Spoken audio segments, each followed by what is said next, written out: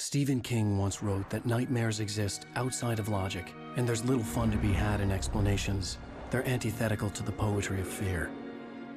In a horror story, the victim keeps asking why, but there can be no explanation, and there shouldn't be one. The unanswered mystery is what stays with us the longest, and it's what we'll remember in the end. My name is Alan Wake. I'm a writer.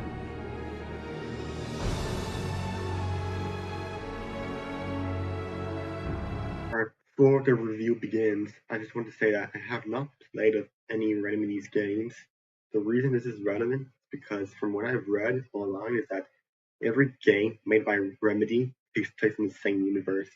That might be the reason I might not understand the story that well, but I'm going to review the game as a standalone thing.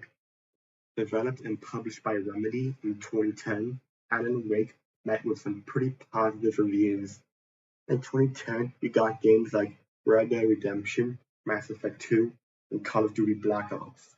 In my opinion, Alan Wake is not as good as the games I mentioned, but I still enjoy it nonetheless. For this review, I'll be going over the Xbox 360 version. So with that all out of the way, let's begin. The story is a bit complicated to put into words, so I'm going to try to do the best I can to explain it. You play as a writer named Alan Wake, played by Matthew Peretta. You might know him in Red Dead Redemption 2. Anyways, Alan Wake is struggling with writer's block, and he and his wife go to Bright Falls for a nice little vacation. Now, I wanted to take a moment here is because I also suffered through this. I tried to make a couple of books, but I never finished due to me getting sidetracked and won't get committed to one thing. So anyways, your wife gets kidnapped, and whenever it gets dark, enemies called the Taken, led by Barbara Jagger, will come out and try to kill you. Later in the game, you get hunted down by a trigger-happy FBI agent called Nightingale and his cronies for a brief moment. Later in the game, you team up with the local sheriff and Barry Wheeler. And Barry is their agent. He is one of the most funny motherfuckers in all of gaming, hands down.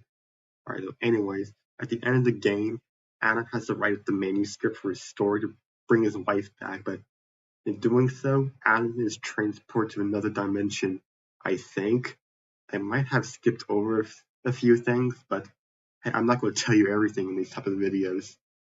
The story will only make sense if you play it, and these type of videos will not explain everything, because why play the game if I explain everything to you? Like I said earlier, the main enemies you fight in the game are called the Taken, which are black people who are trying to kill you. The only way to kill them is by using light sources or shining a flashlight towards them, and then you can shoot them. Alan can only carry 3 guns at a time, and has 2 special slots for flashbangs and flares. There are a few team-up sections in the game, and one of which you fight alongside your wife's kidnapper, and only he can use a gun and Alan's stuck with a flashlight. It's just so bad, man. The game split up into chapters, but there is no point in conserving ammo, so I would recommend that you just have as much fun as flare gun Is that you out there, buddy? possible. Yeah, it's me. Man. Before I get to the next Hey, let's go, man. I just want to mention the coolest board-up section in this game. You and Barry travel to the Anderson farm, and they have this huge heavy metal stage. I think we're gonna have to work that together Alan to and open this Barry gate use out. to take on Looks wave pretty after heavy. wave of tension. It's honestly the best part of the game. Hey, I think that's the farm on the other side of the field. We're almost there. It's very bad. The game is buggy, and I believe I'm crazy, the AI is but even that's worse. fine. But I'm not sure. Oh, you got Don't that buy right this now. game. You're Just barking play the mad. original You are by far and save the your money. craziest. But maybe that's inevitable when you deal As a with crazy horror game, stuff like Alan this. Wake is It not helps. scary. This is happening, I Barry. guess it's Alice, because they never due to had Barry Alice. Wheeler being She's in trapped in the this, darkness at the he's bottom way of the too lake, funny. but she's not dead. The Ow. enemies How can can get you know annoying. that? I Now, the know, basic Barry. I Taken can. enemies I are know. fine, Listen, but I can what bring pisses her me off back. are the birds and the possessed objects in this game. I just feel like they hit you no matter what, and you must shine a light at them, and it takes such a long time to get rid of them. There is no crosshair in this game, so you must use the flashlight as your crosshair, which it feels off to me because, I don't know, it's just something that feels wrong about it. The facial animations are horrible. they almost look as scary as the Taken themselves. Alright, the final thing I want to talk about is the helicopter scene. Barry and the sheriff both survived the crash with no injuries. Now look, I have heard of stories where people survive a helicopter crash, but what I don't believe is that they don't have any broken bones. Overall, I give this game a 6 out of 10. As I said earlier, I did not cover everything that this game has to offer. You have to play it for yourself. Alan Wake is divided up 6 chapters, and it should take you between 10 to 14 hours. I heard from multiple sources that Alan Wake was inspired by Twin Peaks, but I've never seen Twin Peaks, so I can't give my opinion on it.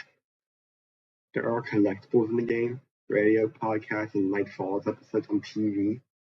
Night Falls is a parody on Twilight Zone, but I've never seen Twilight Zone, so I can't give my opinion on it. Alan Wake received 2 expansions, the Writer and the Signal, and I will cover them in a different video, but I'm gonna have to end this video here.